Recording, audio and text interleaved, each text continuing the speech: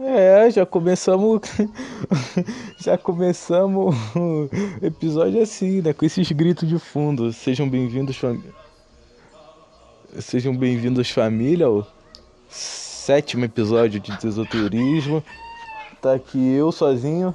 Nesse episódio falaremos hoje sobre mitraísmo. Por que falaremos sobre mitraísmo? Porque pediram. Né, assim, ouvinte, se você pedir um conteúdo nos comentários, eu vou trazer, né? Deixa eu ver aqui só quem pediu, eu esqueci em qual vídeo foi, mas eu sei que em algum momento comentaram, grava sobre mitraísmo, então vamos gravar sobre. Eu vou procurar aqui rapidinho, em 2 minutos. Tem que olhar nos vídeos. Aqui, ó. Stalin San 8853 comentou. Podia fazer um sobre mitraísmo. Então estamos aqui. Hoje eu tô bem, ouvintes. Antes que perguntem, porque, porra, os caras nunca se importam com o que se passa na mente do palhaço, tá ligado?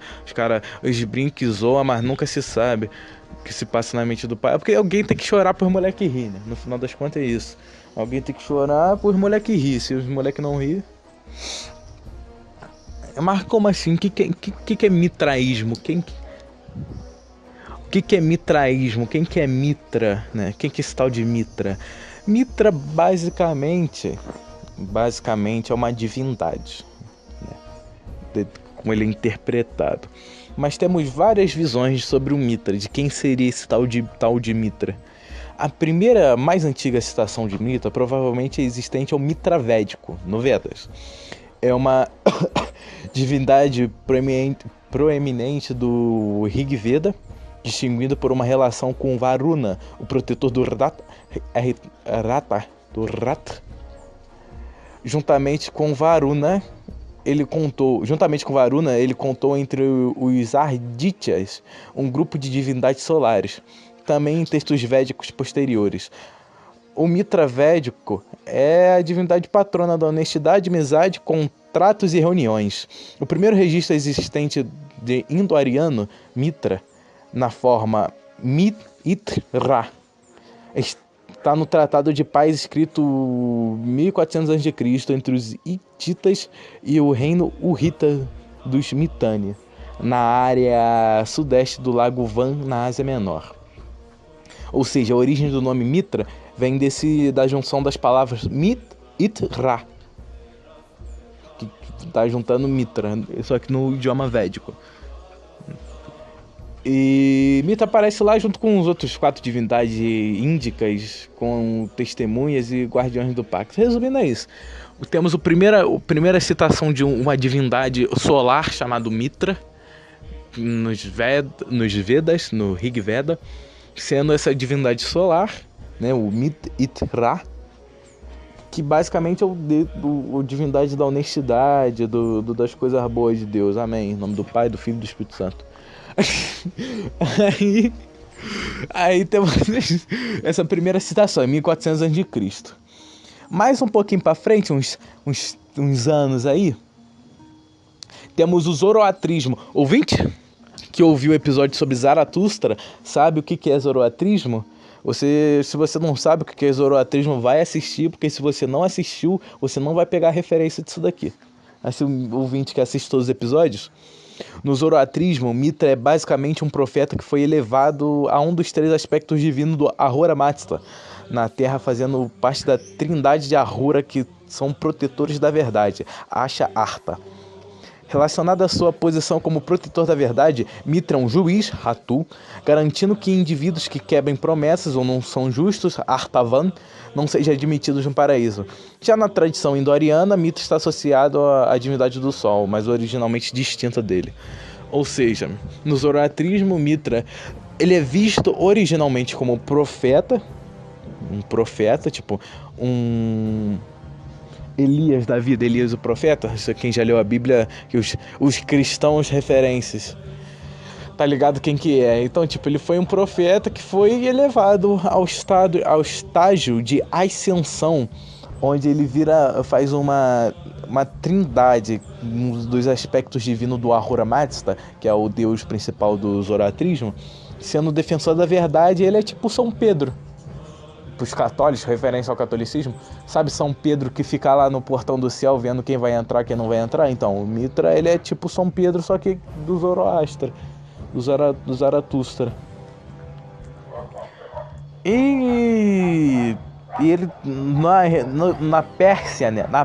Isso é importante, ouvinte, preste atenção. Na Pérsia, na tradição indo-iraniana, ele é visto como uma divindade do Sol, ele é visto associado à divindade do Sol, mas ele não é a divindade do Sol, ênfase nisso, ele não é, isso vai ser abordado mais para frente. E para terminar, no budismo Maitreya, às vezes é representado sentado em um trono e venerado tanto no budismo Mahayana quanto no não Mahayana. Alguns especulam que a inspiração para o Maitreya pode ter vindo da antiga divindade iraniana Mitra. Ou seja, provavelmente o budismo ele pega essa divindade iraniana associada ao sol da Pérsia. Então temos esse é o Mitra antigo, né? Essas são as 3 interpretações de Mitra que são antigas ao assunto do mitraísmo, no caso. Então temos essa primeira base do Mitra, o Mitra dos Vedas, védico, que ele é associado ao sol também. O Mitra Zoroastra, que é um profeta do Ahura Mazda, e o Mitra Pérsio, que ele é uma divindade solar, mas desassociada ao sol. Tipo, ele não é o sol, porém ele é associado. Ele tem pacto com o diabo do sol.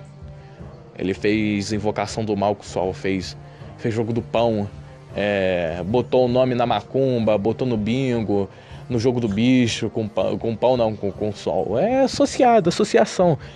Tem gente que associa com o sol, tem gente que associa com a lua, né? Solar, lunar, o Mitra é solar. Porque lunar é coisa de viado, já começa por aí. Tudo que é lunar é coisa de viado. Lunar, pra quem não sabe, eu tô mudando de assunto aí, porra, vou voltar ao assunto. Mas basicamente, filha da puta, que o meu cachorro tá enchendo meu saco aqui, ele tá tentando toda hora pular em cima de mim, mordendo meu braço, viado, cachorro viado, filha da puta. Desgraçado. Late pro podcast, participa, late pro podcast. Late, vai lá, au. Não vai fazer au. Tá bom, vamos continuar então. Parte 2, segundo Mitra. Agora é o Mitra que vamos abordar hoje. O Mitra, esse é outro Mitra, deixando bem claro, é outro Mitra. O Mitra é representado como uma divindade ocidental. Essa que a gente falou, o Mitra anterior, era oriental. Pra gente não se perder, Mitra oriental, Mitra do Zaratustra, dos védicos e dos persas, dos budistas, é o oriental. Agora a gente vai falar do Mitra ocidental. É uma divindade ocidental por um rei, representado como uma divindade ocidental por um rei chamado Antíoco I, em 69 a 34 a.C., de Comágena. E o Antíoco, ele era filho de um persa. Por isso que ele era filho de um persa. Então, você já vê daí onde vem essa origem de representar o Mitra como uma divindade, desse cara aí. Que, pô, pra quem não sabe, Comágena foi um reino da Ásia Menor que hoje fica na Armênia. A Armênia ali é quase a Europa. Se você for aqueles que eu já vi gente falando, que tipo Geórgia, Armênia, Azerbaijão é Europa, não é Ásia. Então vamos falar que é ocidental. Mas é o que a gente tem mais próximo de ocidental. E esse Antíoco, que era o rei de Comágena, ele representava o Mitra como uma divindade porque ele era filho de um persa, não porque ele realmente acreditava, biriripororó. E que começou a representar praticamente um deus sincrético com aparência frígia e com o nome de Mitra para disfarçar seu culto. Ele tinha um culto para a veneração dele mesmo. Então ele não tem muito a ver com o Mitra oriental, só adotou o nome e a roupa, e é desconhecido como esse culto era realizado. Então, tipo, existia esse culto ao rei Antíoco, não existe como que eles faziam, não existe registro, porém se sabe que uma das principais divindades era esse tal de Mitra, que tem a aparência, a roupa e as coisas no geral são muito semelhantes ao Mitra iraniano, porém não tem nenhuma origem, começa por aí. O rei se coloca como uma divindade ao lado de Mitra no Monte Ningrut. Mitra é mostrado sem barba, usando um gorro frígio, e estava originalmente sentado em um trono ao lado de outras divindades e o próprio rei. Na parte de trás dos tronos há uma inscrição em grego que inclui o nome Hélio Hermes Apolo Mitra. Existe uma inscrição, né? Que o nome inteiro da inscrição é Hélio Hermes Apolo Mitra. É a divindade só. Então tu vê que tipo, era um cara tentando baitar a turma de Comágena, e simplesmente meteu essa, falando que era um rei, que era um deus, junto com o Hélio Hermes Apolo Mitra. E eu já li a inscrição toda, tipo, que tá em pedaços no trono dele. Eu até pensei em falar no podcast, mas é tanta merda, tipo, falando assim, o rei ele é fodão, o rei ele é foda, o rei ele é foda, o rei fodão. Só isso, tipo, não tem nada de realmente histórico impressionante. Depois disso, provavelmente os homens de Comágena fizeram contatos com outros soldados romanos, como os de Pártia e, consequentemente, da Cilícia. Esses soldados orientais passaram a intercambiar cultos até Roma. Isso culminaria no Mitra ser um deus pseudo-oriental e supostamente uma continuação do zoroatrismo. Mas é claro, só no nome. Ou seja, existe Existe não. O que aconteceu? Vou recapitular. Chegou uns negros lá na Comágena, os caras falando como que não quer nada. Chegaram assim, pô, meu irmão, lá de Roma, lá nós não entendemos dessas paradas aí não, cara. Que esse tal de Mitra aí? O rei, que não é bobo, falou assim, não, porra, o meu rei aqui, ele é foda, meu deus aqui, ele é foda, o nome dele é Mitra. Ele vem lá dos Zoroastra, ele vem lá dos Pérsia. Aí os romanos, como que não é nada, falou, caralho, meu, o cara sabe, eu vou pegar essa religião pra mim e vou levar pra Roma, Aí o antigo falou, filho, leva pra lá que é sucesso, tudo dois. Aí o romano tudo, vou levar pra lá que é sucesso. Voltando lá pra Pártia, pra Cilícia, começaram a cultuar esse cara aí, o tal do Mitra, os romanos. Os romanos que vinham de Comágena começaram a adorar o Mitra. Eles faziam várias sendas. Oi, Mitra, nossa, eu gosto muito de você, Mitra. Mitra, você é muito foda, Mitra, você é sensacional. Começaram a fazer esses cultos assim. Mas tipo, de zoroatrismo só tem um nome, entendeu? De zoroatrismo, de persa, de religião em si não tem nada. De religião, digo, no sentido de ser um Mitra, entendeu? Existe ás de bronze, para quem não sabe, as moedas, representando Mitras da Cilícia, né? Tipo, da Cilícia representando a divindade. Então você tem essa ideia aí, essa data aí, mais ou menos, do que aconteceu, da onde foi parar, né? Porque o cara da Cilícia falava assim, nossa, meu, eu vou botar esse deus que é da Comágena, né? Porra, da moeda de bronze, caralho. Aí o imperador Gordiano, o Gordiano III, o gordão impera, o gordão imperadoradas, o gordão imperatorzão, o gordão romão, o gordão Roma, o gordão templário, o Gordiano, o imperador Gordiano III, ele tem uma moeda também, uma inscrição, no caso, de 240 depois de Cristo, sendo a primeira inscrição de um Mitra tauroctanoso. Tauroctanoso? Mas o que caralhos é um tauroctanoso, Cris Speedwagon? Explica pra mim que eu não entendo esses termos complexos, tauroctanoso. Tauroctanoso vem de tauroctonia. Tauroctonia é um nome moderno dado aos relevos dos cultos centrais dos mistérios mitraicos romanos, que não existe um consenso exato. A versão mais aceita é que ela é um mapa estelar e talvez ela represente Sol em Leão. Seja lá o que isso queira dizer, né? Vamos ser sinceros. Você sabe que esse culto é inteiramente astral, pois a capa de Mitra tem estrelas, dando uma dica que a tauroctonia representa um mapa estelar. Sabe-se que esse culto é um culto de mistérios e excluir mulheres, são based. pois os sacerdotes mitraicos só tinham nomes masculinos e cada mitreu abarcava cerca de 30 pessoas. Ali eles tinham bancos com signos zodiacais diferentes e tinham 7 graus de iniciação, certo? Então, o que deu pra entender? Que na tauroctonia era um nome de um ritual dado lá nos mitreu, né? Que era o lugar onde ficavam os mitraicos, e que eles eram bêsages, que não tinha mulher, que era provavelmente um bagulho astral. Tá ligado? Que o mito usava uma capa de viado, só de estrelinha. E que o significado, tipo, não existe o significado. Ouvinte, escuta só. Mitraísmo não existe um significado, não existe uma origem. Isso que eu falei no começo do primeiro mitra, provavelmente, aí que tá tudo que eu tô falando, provavelmente. Não existe um consenso acadêmico sobre isso, essas coisas.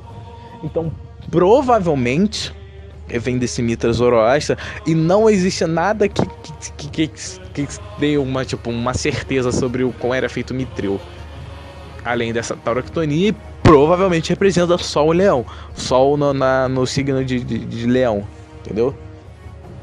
Mas voltando, os 7 graus de iniciação são Corax, corvo, representado por um corvo, um copo, um caduceu, às vezes associado a Mercúrio.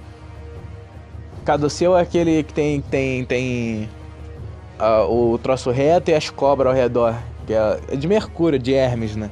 Caduceu. Pra quem viu o episódio de Hermes Trismegisto, sabe o que tá falando, porque tá na thumbnail, né? Ele segurando as cobrinhas lá, o troço com as cobrinhas. Caduceu é Hermes, que representa a dualidade e o caminho do meio. Mas aqui ele não tem significado não, porque isso é coisa de gnose. Isso aqui não é tão gnose, não. É só maluquice mesmo. Temos o corvo, representado por um corvo, um copo, um caduceu, associado a Mercúrio. O ninfos, que seria a ninfa, né? Representado por uma lamparina, um diadema, um objeto irreconhecível, são símbolos da deusa do planeta Vênus. Vênus. Ou seja, temos o segundo símbolo, que seria a ninfa, representado por uma lamparina. O Miles, soldado, representado por um capacete ou uma lança e algum outro objeto. Tipo um capacete, aqueles capacetes fodão espartano, ou uma lança e os caralho, uma armadura. Tem o Léo, que é o leão, representado por uma pá de fogo, o chocalho, um cistro e um raio, sendo esse Júpiter, ou seja, um monte de coisa. É uma pá de, vou repetir, é uma pá de fogo, o chocalho, um cistro e um raio. E o raio provavelmente é Júpiter. Persa, sendo representado por uma espada bifurcada chamada Herpe, a espada de Perseu, uma lua e uma adaga. Beleza, entendemos quem que é o persa. O Heliodromos, corredor do sol, representado por uma tocha, uma coroa radiada e um chicote, símbolo do sol Invictus. Preste atenção, símbolo do sol Invictus, preste atenção. E o Pater, que seria o pai, representado por uma tigela, um foice, um barrete um barrete frígio. Só que tá, ouvinte. Perseu é associado ao barrete frígio por ser tido como fundador da Pérsia após ele tomar um rumo ao Oriente. Alguns, inclusive, acreditam que o nome Pérsia vinha dele ou de seu filho Perses. Em Tarso pode-se encontrar moedas de Perseu nu, enquanto o leão mata um touro no fundo. Isso seria uma base para os mistérios mitraicos, dado que no mitraísmo também ocorre isso. E Mitra desvia o olhar de sua vítima enquanto mata, que seria o touro, que tá... O Mitra, ele, na representação assim, ele tá matando um touro com uma adaga, assim. E tá desviando o olhar do touro pra frente. Ele tá enfiando uma faca no touro... Eu vou explicar mais pra frente o que ele tá fazendo, descrever mais. Mas ele tá desviando o olhar. E assim como Perseu fazia com Medusa. Quando Perseu ia matar Medusa, ele também desviava o olhar de Medusa. Porque, porra, se ele olha pra Medusa, ele morre, caralho. Igualmente, a Górgona Medusa e o leão podem ter inspirado a formação de Aion, o deus cabeça de leão. Gnose, apito da Gnose. Piu da Gnose. Que segura chaves e tochas nos mistérios mitraicos. Aion é originalmente um deus órfico, filho de Crono, o deus do tempo, mas no mitraísmo ele é um deus demiúrgico, tal qual Mitra. Prestem atenção, ele é um pique deus demiúrgico, um Aion. Para quem viu o primeiro episódio, sabe que demiurgo, Aion são, caraca, é tudo interligado, cara, tudo conectado. Ai, cara, referências. Tem 4 asas, o tal do Ion. Ele tem 4 asas simbolizando a fertilidade, e aparece em inscrições com cobras em volta de si. E às vezes em cima do globo, ou em cobras indo em direção a uma cráter, um jargo grego-romano. E acredita-se que as chaves e a cráter seriam uma prova de como o Ion está profundamente relacionado com a saída das almas para o mundo hipercósmico ou para a entrada delas para o mundo sensível. Ou seja, um deus, cabeça de leão, cobras em volta dele, em cima do mundo, e que ele é representado como a saída do mundo material para o mundo espiritual. Isso é pura gnose, cara. Isso é pura gnose, porra. Qualquer coisa que eu falo tem gnose envolvida, cara. Mesmo quando não é o objetivo, cara. O episódio de hoje era pra falar sobre mitraísmo, e de mitraísmo tem gnose, cara. Os caras nem falou não, faz episódio sobre gnose, nem tem, cara. Mas é isso, o Ion é um cara lá, o filho do Crono, do tempo, e tá lá controlando tudo. Os elementos da taroctonia se encontram em Mitreus, e os Mitreus consistem em relevos subterrâneos ou alojamentos isolados. Alguns deles têm uma abertura no teto para o sol, e que sabe é que o elemento principal do mitraísmo se concentra na parede central. Nele aparece Mitras, um homem de túnica frígia e barrete frígio, matando um touro. O touro agoniza de dor enquanto Mitras esfaqueia o touro no pescoço e desvia o olhar dele. Enquanto isso, um cachorro se apoia no touro e bebe seu sangue. Uma serpente fica próxima do touro e o escorpião pega no saco do touro. Ao lado de Mitra, 2 homens vestidos a ele, chamados Cauteus e Cautopates, segurando tocha. Vou repetir. Tá lá Mitra descendo a lenha no touro, no pescoço do touro. Um cachorro bebendo o sangue do touro, filha da puta do caramelo tá lá. Porra, não tem água, ninguém bota água pro bicho beber, o bicho tá lá bebendo o sangue do touro. Tem uma serpente próxima do touro, como que não quer nada, já preparando pra dar o bote no Mitra quando ele der mole, quando ele baixar a guarda, porque o serpente não é boba, sabe que o touro aí não vai conseguir comer. Tem a porra de um escorpião pegando o saco do bicho. É literalmente, ouvinte, se tu pesquisar aí, Mitras matando o touro, é a porra de um escorpião pegando no saco do bicho. Tem um escorpião descendo a lenha no saco do touro. Touro é o primeiro transexual do mundo, assim, da idade antiga, que você já vê a tentativa de cortar o saco do touro, do bicho. E tem esses 2 manos aí, Cauteus e Cautópates, segurando tocha. Geralmente o Cautópates fica à esquerda segurando uma tocha inclinada para baixo, e Cauteus à direita segurando uma tocha inclinada, segurando uma tocha para cima, enquanto o Mitra mata o touro. Ou seja, tem aí a dualidade, né? Um fica com a tocha para baixo e para cima. Nessas mesmas representações ocorre um conflito entre deuses e titã, e Mitra mata o touro enquanto Sol e Luna aparecem nos cantos superiores dos Mitreus, representando o ciclo do dia. Ou seja, o que significa o Mitreus caralho A4? Não se sabe. Tipo, não existe uma origem. Provavelmente, se tiver algum astrólogo aí ouvindo, comenta aí o que significa essas coisas aí, pegar no saco do escorpião, pegando no saco do touro. Porra, não sabia que na astrologia tinha isso não, cara. Não sabia que, porra, o escorpião pegando o saco do touro, serpente, porra, querendo dar o bote no Mitra, porra, cachorro, não sabia nem que tinha zodíaco de cachorro bebendo sangue, Sol e Luna. Não é Lua não, família, é Luna, a deusa Luna, saindo na mão. Porra, se a astrologia é assim, cara, que foda. Papo reto, que foda. Os caras, porra, se tiver algum astrólogo aí pra comentar a opinião, o que acha sobre essas coisas aí, comenta aí que eu quero saber. Eu quero saber, eu particularmente. E agora, polêmica, ouvinte, polêmica. Beleza, falamos de Mitra, porque Mitra ele é associado a piriri, pororó, mas porra, e esse tal de Mitra aí, chegou o ouvinte pagão, né, e fala assim, esse tal de Mitra aí, ó, ele não é o que dá origem ao cristianismo, porra, ao Natal cristão não é pagão, filha da puta, o Natal cristão não é pagão, porra, e não, respondendo a sua pergunta, filha da puta de cachorro, vem cá, ai, arranhou minha cara, fica arrombado, com frouxo do caralho, filha da puta. Pô, família, não gosto de falar palavrão. Não gosto, não curto. Pra quem fala aí, muita baixaria, eu não curto, não é do meu feitio ficar falando essas coisas. Mas... E o Natal, ele é pagão, no final das contas? A teoria de que Mitra nasceu em 25 de dezembro é porque Mitra é identificado em alguns relevos mitraicos como Sol Invictus Mitra. E o calendário de 354 cita uma festa chamada Natalis Invicti, em 25 de dezembro, com corridas celebradas no Circo Máximo, com 30 corridas. Porém, daí onde vem que o Natal é supostamente pagão.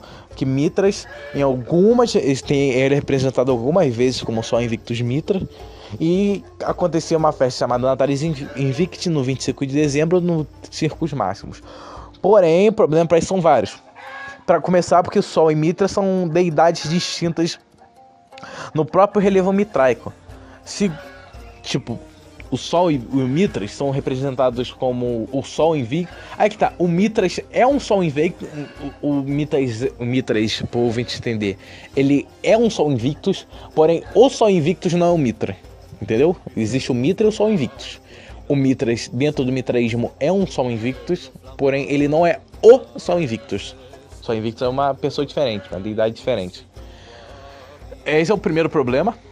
Que se eles teriam que ser a mesma pessoa para isso fazer sentido, eles não são. Segundo, que o Sol Invictus e Mitras são... isso eu já falei, são divindades diferentes. Ele é só chamado assim por submeter o Sol a ele, não por ele ser o próprio Sol. Então, o Mitra ele só é chamado de Sol Invictus porque ele submete o Sol a ele, não por ele ser o Sol igual o Sol Invictus é. O Sol Invictus é literalmente o Sol. O Mitra, ele submete o Sol a ele, entendeu? Ele não é o próprio Sol. Por isso que ele é chamado de Sol Invictus Mitra, porque ele faz o Sol se submeter a ele. Terceiro, que o mitraísmo é um culto fechado. Esse festival era em corridas públicas. Pressupor que é uma seita de mistérios em cavernas, grutas, lugares subterrâneos, comemorava algo publicamente a esquizofrenia. Não faz sentido você pegar uma religião completamente fechada, que ninguém sabe porra nenhuma, e fazer festa pública para a religião. Não faz o mínimo de sentido. Os caras tinham que ser muito dodói da cabeça, eles não eram dodói assim. Então temos dois problemas aí. Não tinha como a festa, a Mitra, ser pública, porque é um culto fechado, ou seja, não faz sentido ter uma festança no dia 25 de setembro no Circo Máximo, e não pode chamar Natalis Invicti. O Natalis Invicti não pode ser para o Mitras, porque o Mitras não é o Sol Invictus. Mas tem o Sol Invictus Mitra, e é uma representação dele submetendo o Sol a ele. Mas aí o ouvinte ele pensa assim comigo, mas acaba por aí, só isso, as provas. Eu continuo achando que o Natal é porra pagã lá, que sei lá o que, não sei lá, porque eu vi no canal do Ciência Todo Dia que era pagão, eu sou pagão de babão, e bão, e gão, pão. E resumindo aqui, vamos continuar.